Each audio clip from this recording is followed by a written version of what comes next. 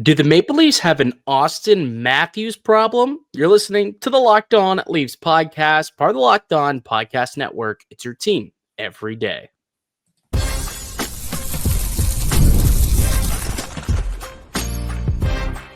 You're Locked On Maple Leafs, your daily podcast on the Toronto Maple Leafs. Part of the Locked On Podcast Network, your team every day.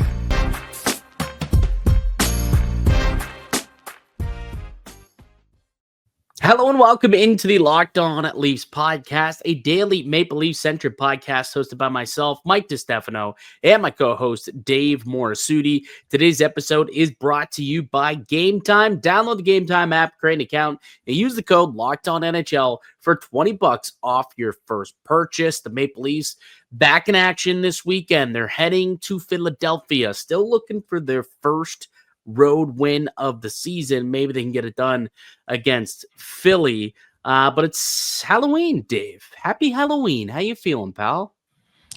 Feeling pretty good. You know, it's opportunity to see history in Toronto this weekend. Hell yeah. You think they get it done tonight? I'm so hoping. I don't want a game 7. As long as I know the Jays are not the Leafs and can actually win a game 7. I don't want game 7. Yeah, no. Game 7 would just be way too much on the heart. But I mean, think about the party that would ensue. I mean, it's Friday night, it's Halloween night, and you have the Jays potentially with a chance to win the World Series at Rogers Center, with an additional watch party being had at Scotiabank Arena. Not to mention every single bar in the GTA. They win. Dude, King Street is going to shut down. Bars will have to stay open until 6 a.m. It's going to be wild. It's going to be people probably will keep drinking all the way through to the end of the Leafs game on Saturday, realistically, if the Jays pull it off, quite honestly. And maybe the Leafs are hoping that they don't, so that no one's watching them play Saturday, because then everyone will be tuned in again to Game 7 against them on Saturday, instead of having to watch whatever garbage nonsense the Maple Leafs have been putting out there on the ice of late. It's Halloween, so I want to do a quick little Halloween theme with you, Dave. If the Maple Leafs were a Halloween costume, what would they be? You asked this question. I thought long and hard. I'm gonna go with the haunted mirror. Oh, okay. Please explain. Because every time you look at the reflection, you get horrified, because it's just the same horrific image each and every time, and you can't escape it. Where is the haunted mirror from? Is this like from it something, or? It's from I think it's from a story. I just remember seeing I remember once seeing a costume called the Haunted Mirror. It's like a book, I think. It's based off of a book or a video game. Interesting. Yeah. All right, the Haunted Mirror. When you look back, you don't like what's looking back at you. And I'm sure if the Maple Leafs looked themselves in the mirror over the course of the first 11 games of the season, over the course of October, I guess, I'm sure they would not be too pleased with their performance. So that's a pretty good one. I thought of this one: Weekend at Bernie's. Weekend at Bernie's. You get it? Classic. Because it's a lifeless group. It's a lifeless group out there, and it seems like they're just kind of, out there nonchalantly, just like, yeah, okay, you can go ahead, take the edge and have, a 2-on-1. Oh, turnstile, go ahead, because they're lifeless and dead out there. And man, things have to change. Things have to change moving forward. The month of October is over, and they finished the month with a 5-5-1 record. And to be honest, they're kind of lucky that they're only 5-5-1, but they wasted a very soft schedule. Like, they had 8 of their 11 games at home, and they only played a handful of playoff teams. And the 3 games they had on the road were all against non-playoff teams, and they lost all 3 of those games. So the Maple Leafs, 5-5-1. It's not great. They haven't looked good. They look lifeless. So that Weekend at Bernie's is kind of the perfect comparable for a Halloween costume. It's not bad. It's not bad. Yes, thank you. Thank you very much. I want to have a conversation though before we tee up Leafs and Flyers, which we will get to momentarily. I want to have a conversation about Auston Matthews. And we kind of got into it a little bit. Like we've been speaking about it throughout the season, but I uncovered this stat last night, and it was actually quite worrisome. And I wanted to bring it to the attention of the people listening to the podcast. So Auston Matthews, clearly he's struggling to start the year, right? He's got 4 goals, but just one of them have come at 5-on-5. 2 of them have been on empty nets, and then he had one, nice little, I think it was a 6-on-5 goal, or whatever it was, or power play goal rather. But just one goal at 5-on-5. But if you date back to February 1st, Dave, 2025, that's a 41 game span. Auston Matthews only has 6 goals at 5-on-5 in that span. Domi has 7 in that same span. Like, that's how porous Auston Matthews has been as a goal scorer at 5-on-5. And what's crazy about it is Auston Matthews, since breaking out into the league, has been the best 5-on-5 goal scorer in the National Hockey League. He quite literally leads all players in goals at 5-on-5 since he stepped into the league back in 2016. But since February 1st, only 6 of them. And on a per 60 basis, he's tied with the net likes of Capo Caco on a per 60-minute basis, Dante Fabro on a per 60-minute basis, Yoel Kivarenta on a per 60-minute basis. Those aren't the guys that you want Auston Matthews to be in that type of goal-scoring company. The Maple Leafs might have themselves an Auston Matthews problem. And with the calendar flipping officially tomorrow, starting in this game against Philly, Matthews has to flip a switch as well, because that cannot continue if the Leafs want to have success. Not at all. I mean, it's no secret that when your best player isn't playing at his best, your team is going to struggle. And we just haven't had the Auston Matthews game. We haven't had the trademark game from him that he's going to take over, and especially offensively. Like, I get it. He's doing things defensively. That's something that Craig Berube will touch on when people ask, what's going on with Matthews. But no, he needs to be more. He has to lead the charge offensively. He has to be the guy that the rest of the group has to follow in this regard. And I don't know. Like it's I'm sure if you ask many of your colleagues over at TSN, I'm sure many of them would provide some sort of idea of what's hampering him, because I don't know. I've heard some. I mean, people constantly bring up the effort. I don't know if it's completely that. Right. I wonder if there's frustration on his part. I don't, like, sometimes when you're frustrated, you try too hard and it doesn't, like, it kind of balloons and you find yourself. Here's what's tough about it is this isn't just an 11 game sample size this year.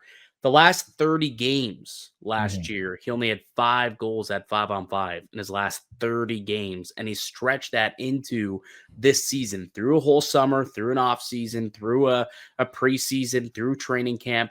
And he still is somehow struggling to produce at 5-on-5. But I think what's the most concerning thing to me is he's not even generating chances either. And that to me is kind of what's, really worrisome, I guess, when we look at his statistics and where he's at. Like, he's averaging the least amount of scoring chances and the least amount of high danger chances this season that he has in his entire career.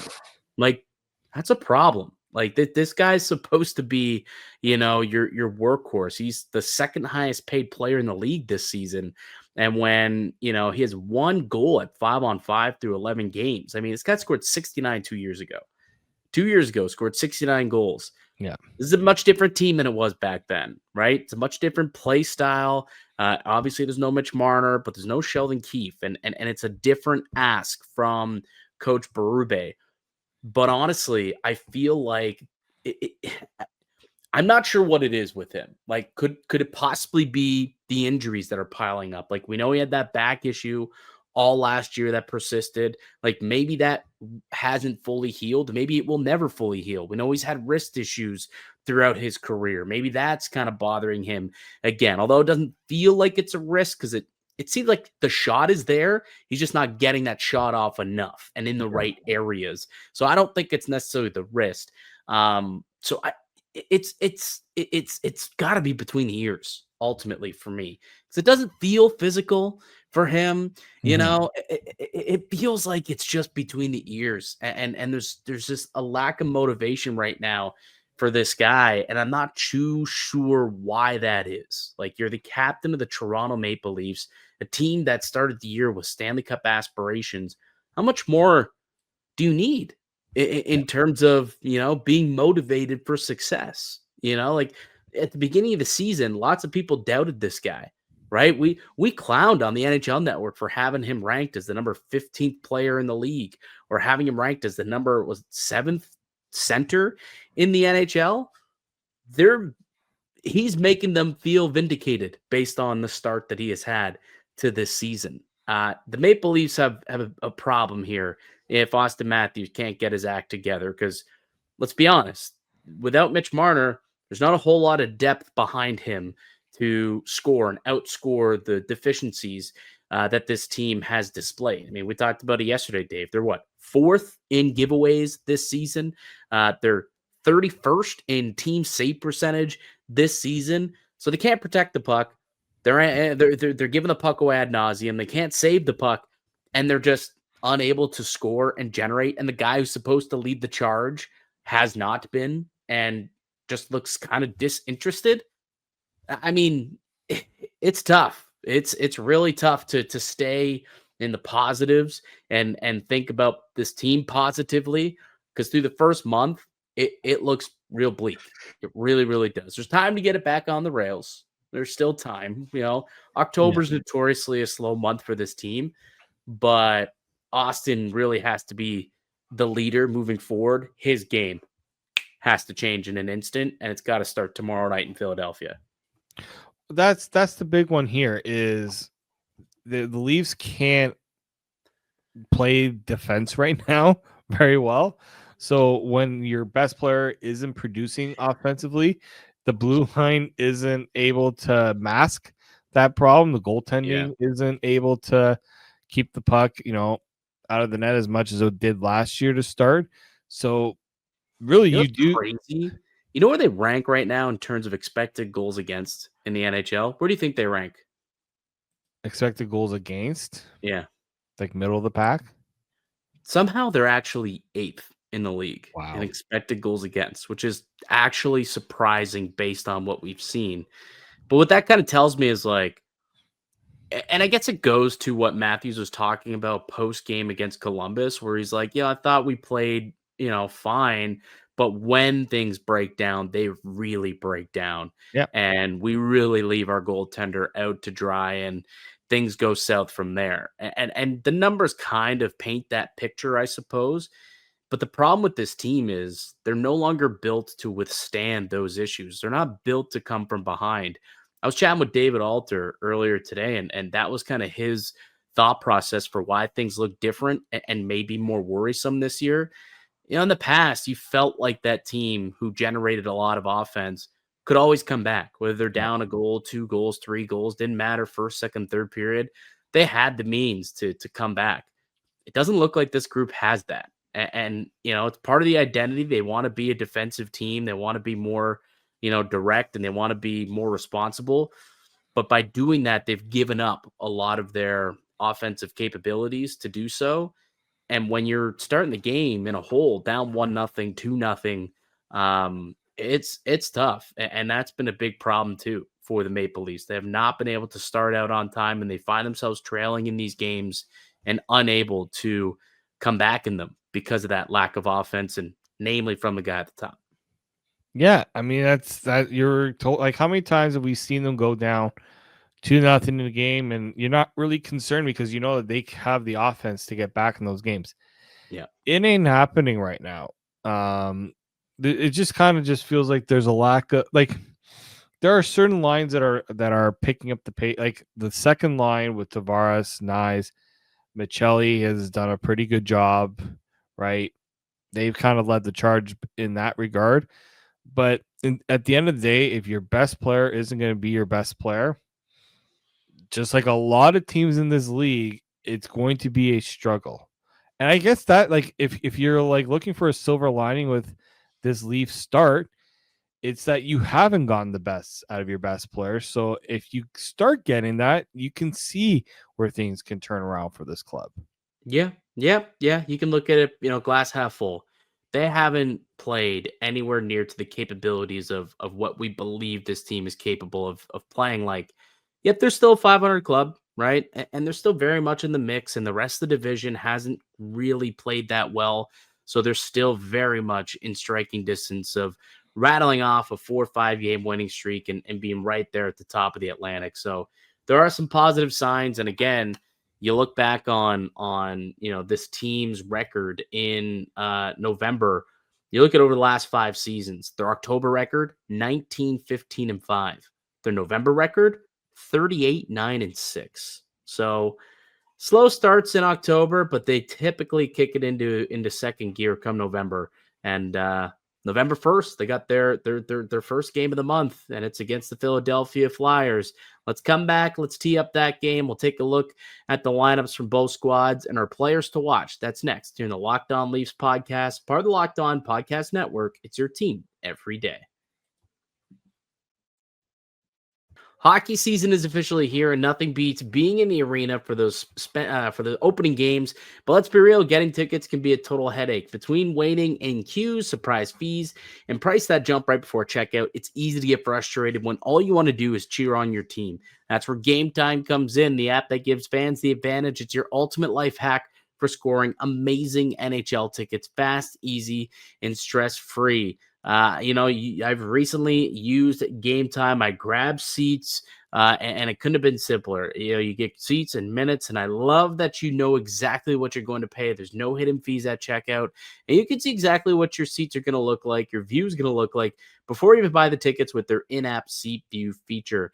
And their zone deals are a game changer. You pick the section, Gametime picks the seats, and you save big. You can even find tickets for under $25 and select NHL arenas. So take the guesswork out of buying NHL tickets with Gametime. Download the Gametime app, create an account, use code LOCKEDONNHL for $20 off your first purchase. Terms apply.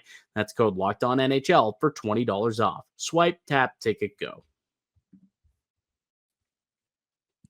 The Locked On Leafs podcast continues. Mike DiStefano, Dave Morassutti with you on a Halloween edition of the Locked On Leafs podcast. No Maple Leafs game tonight. There is a Blue Jays game, a chance for the Jays to win a championship, to win the World Series. And I can't believe that word's coming out of my mouth. Hopefully, you guys have been tailing along to the Locked On Blue Jays guys because they've been along for the ride the whole way. I'm excited. You got any plans for the game tonight, Dave? I know you were at the watch party. I didn't. So initially, someone's like, "Let's go to the watch." The marathon one, right? The 3 a.m. inninger. I still haven't fully recovered from that. Just FYI, that took a lot. There initially, Scotiabank Arena is doing a watch party. Was initially we were thinking about doing that, but tickets were like, shoom, gone. Really? Yeah. Is it because of the secondary market? No, it's just it was the demand, right? To go and wasn't it like $15 to the first watch party? Yeah, it had not. It was just more so trying to get people are like, if you're gonna go to a place to watch a game, not at the Dome, that's gonna be the second best because you're gonna be in an arena full of people watching on a decent sized screen. So likely gonna be home watching, which has worked out pretty well in the World Series because I thought about it. The last time I did a watch party, they lost. The last time I watched the World Series game at a bar, they lost. Not tempting fate. They never they didn't have the bird's nest out there this year, did they? No, at City Hall they do have you can watch the game at City Hall. Okay. I don't think many people are too thrilled about going to watch a game outdoors in late October. But I want to give a special shout out. I don't know if you know the guy Exposed. I actually don't. I can't. I used to know his actual name. He's a Twitch streamer. Okay. He gave away 4 pairs of tickets.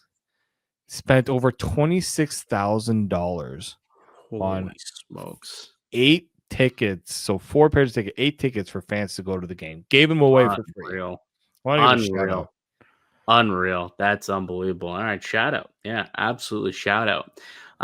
So that's tonight's order of business. Hopefully they can take care of business so that we can be very attentive for Leafs Philly tomorrow night. Toronto still looking for that first road win. They're 0-3, and it's not like they've played a murderer's row of teams on the road so far this year. Detroit, Buffalo, Columbus the other night, and now they go into Philly. Not the best team in the world, although granted, they have rattled off a couple of wins here of late. They're playing much better hockey. I think they've won 3 in a row now for their last 5 or last 6 games, actually. So they are playing some pretty good hockey, although Nashville, Pittsburgh, New York, Seattle, their last few opponents, so easy opponents. But hey, they're picking up wins, and they're absolutely they've been gaining confidence along the way. A team that's kind of in a they've been in a rebuild for the last couple of years and maybe trying to take that next step.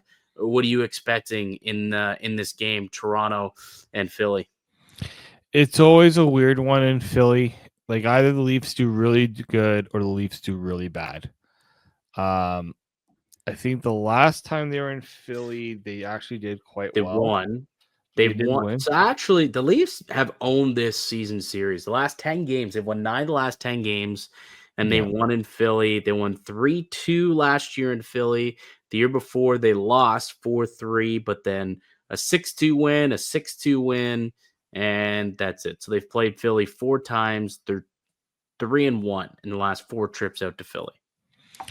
Yeah, and unfortunately, this would have been a big game for Scott Laughton. It would have been the return. Yeah. The Philly doesn't look like, unless some miracle happens and he's in the lineup.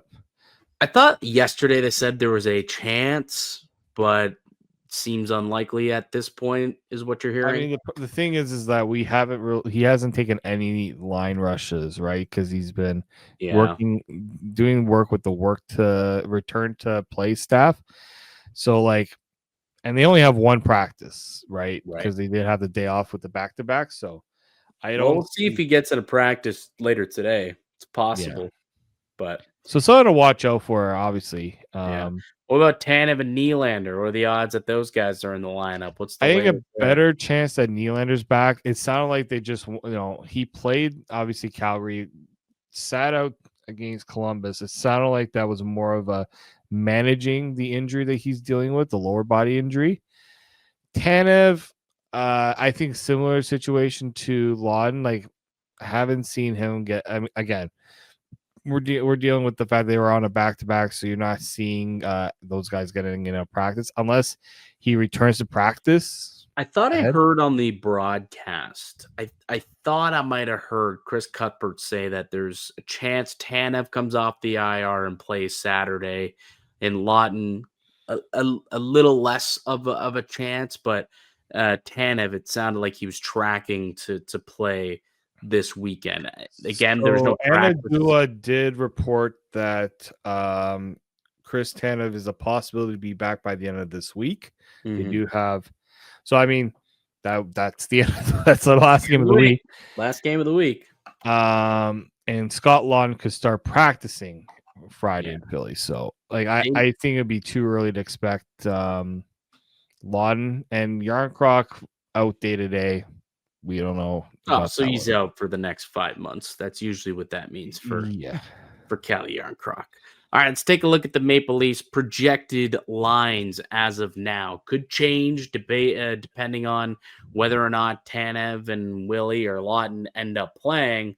But here's the projected lineup that could get the start Saturday night in Philly. So you've got Matthews with Nylander and Bobby McMahon, Matthew Nyes with Tavares and Matias Maccelli, Joshua Waugh and Cowan, and then Robertson, Domi, and Sammy Blay together on the fourth line. Benoit McCabe, Riley Myers, and OEL and Brandon Carlo. And I would expect for former Philadelphia Flyer Anthony Stolarz to get the start in Philly as well.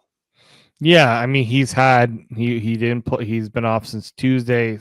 I think he was not even the backup, right? They called up Hildeby to be the backup for Caden Primo, or was that the other? Oh no, sorry, that was the other game. Yeah, that was the other game. Which I'm kind of surprised they didn't do that again because they could at least thrown Hildeby into that game. But whatever. Could have started Hildeby in that game. And Steven Lorenz would have been better. The reason why I put Robertson on the fourth lines, I don't know if Lorenz is. I'd be shocked if Steven Lorenz is. That was a nasty bump he took. Yeah, and we'll know more later today. Again, there was no practice on Thursday because of a back-to-back, so not many updates on the Maple Leafs, no line rushes, but yeah, if Lorenz is going to take a night off, it's likely that Nick Robertson and Sammy Blay will continue to skate out there. I mean, those guys scored goals, right? They did score goals in the game against Columbus. 2 of the 3 goals scored by those 2 players, so might as well give him another shot if Lorenz is still not up for it. All right, let's take a look at the Philadelphia Flyers projected lineup for tonight's game. So you got Sean Couturier with Konechny and Owen Tippett.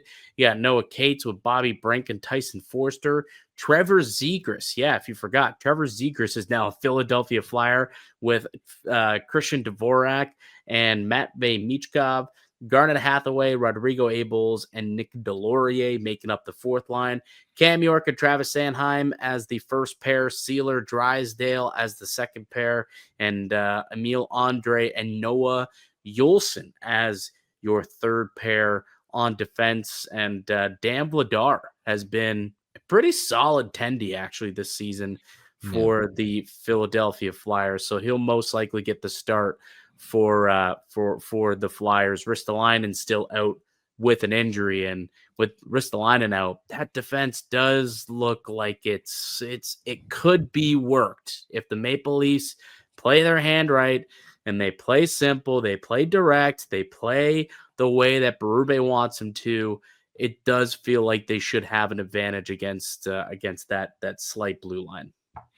Yeah, I mean it's a big. That blue line has always kind of been one thing with the Flyers that they just lack.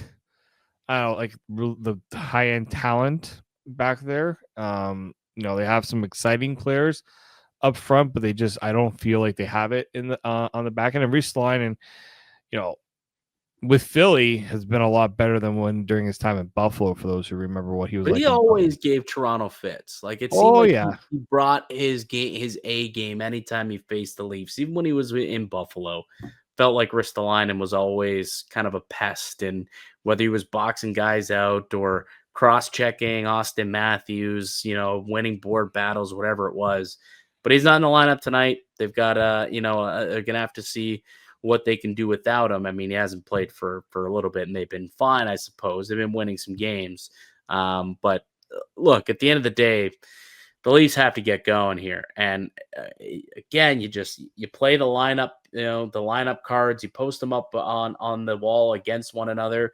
The Maple Leafs, on paper, have the better lineup and should be able to outduel the Flyers. But we've said that multiple times early in this season, and they just haven't been able to do that. All right, let's take a break. We'll come back. We'll get to the players to watch and the keys to the game tonight. You're listening to the Locked On Leafs podcast, part of the Locked On Podcast Network. It's your team every day. The NHL is back, and there's no better place to get in on the action than FanDuel, the official sports betting partner of the NHL. Even if you miss the start of the game or you want to ride the hot hand, FanDuel has live bets on everything from who's going to score the next goal to third period comebacks. Plus, you can even combine your live bets into a same-game parlay for a shot at a bigger payout. It keeps every game exciting, especially when your team's making that late push. Right now, FanDuel is giving new customers $300 in bonus bets if your first $5 bet wins. You feeling lucky? You feel the Maple Leafs might get the win tomorrow night? Place down $5 on the money line. If they get it done, you'll get $300 in bonus bets if it's your first $5 bet. So head to FanDuel.com to sign up and play your game with FanDuel, the official sports betting partner of the Locked On Network. The Locked On Leafs podcast continues. Mike DiStefano, Dave Morassutti with you, as we are each and every weekday, Monday through Friday, with brand new episodes of the Locked On Leafs podcast available wherever you get a podcast. And you could also subscribe to the show on YouTube as well. Maple Leafs in Philadelphia tomorrow, looking for their first home win of the season. Who's our player to watch in this game here, Dave? Who are we taking? Who are we keeping our eye on? Let's start the Philadelphia Flyers. Well, let's start with the guy who's been on a hot start to the year. That is one Trevor Zegras. Oh, he's got 12 points in 10 games. Good for Zegras. Honestly, good for Zegras, because he has had an abysmal last couple of years there. I mean, very injury riddled, obviously, in Anaheim, but also just lacks all of his confidence has been shot the last couple of years. To start the season off with 4 goals, 12 points, the first 10 games, good on him. Yeah, and like we always knew that like there was talent there with Trevor Zegras. Oh yeah, that was never really an issue. Just Anaheim was in a position where they just couldn't get any momentum in their rebuild, and so they just needed to. He just needed a restart. It's funny that like him and Jamie Drysdale, like the Flyers, are like, all right, let's grab a couple former Ducks. Yeah, and like this one's worked out so far for them. Like he had a big night. I think he had 3 points against Nashville. Like on Thursday night. Yeah. So he's showing that he's finding his form, even though he's not playing prominent minutes in Philly. Like he's not playing on the top line. He's doing fine with what he's been given. Yeah, and that Philly team too, like they're spreading the scoring out. Owen Tippett leads the way with 5 goals. But you got Bobby Brink with 3 goals. Tyson Forster's got 3. Noah Cates has 3. Zegras has 3. Couture's got a couple. Konechny's got a couple. Dvorak, Michkov. Like they're getting scoring up and down the lineup. Something the Maple Leafs definitely could use. Who's our player to watch for the Toronto Maple Leafs, Dave? Well, we spent a lot of time talking about him, so let's spend more time talking about him. Oh, Auston Matthews. He plays. The funny thing is he has a really good stat line against Philadelphia. 11 goals, 27 points in 21 career games. He actually does well against Philly. But this is also this season, it's Auston Matthews. Like he has at some point there's got to be a big push coming from him to really get his game going, especially offensively. They need it desperately. You would think that he's going to get his game in order at some point. Man, this guy. Let me see how long this streak lasts. He's got a point. I just looked up the last 10 games that Auston Matthews has played the Flyers, and he has a point in each of those games. So we're talking 10 games in a row here. And I think that streak dates back to 11 straight games, right? 1, 2, 3, 4, 5, 6, 7, 8, 9, 10, 11 straight games with at least 1 point for Auston Matthews. He's got 8 goals in that stretch and 19 points. Yes, 19 points in that stretch in 11 games. So, yeah, he's been unbelievable. He's been terrific against this team. I mean, it was that 1, 2, 3, 4, 5 of the last 6 games. He has had 2 or more points in those ones, a hat trick as well. So he's had a lot of success against the Philadelphia Flyers. Now, the Flyers have been a pretty junk team over the last couple of years, so it's almost been point night for them whenever they play the Flyers. Again, 9-1 in their last 10 meetings against Philadelphia. But to your point, we've been talking about Matthews and how he's had a lot of success against a lot of teams, the Devils, the Blue Jackets, the Habs.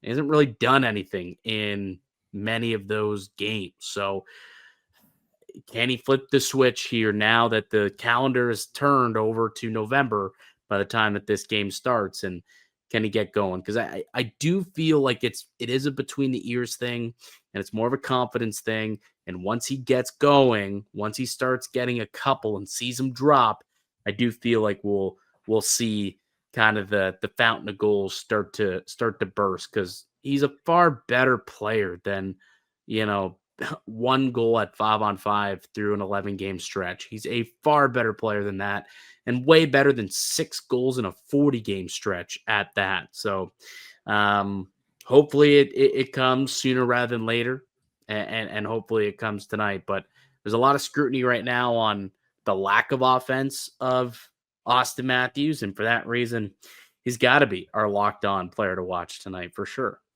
Yeah, he has to be, and it's not the first time we've highlighted him. It's not the first time we've talked about him. But I also want to caution Leafs fans who are feeling emotional right now. He's not a bust. I've seen some comments saying he's a bust.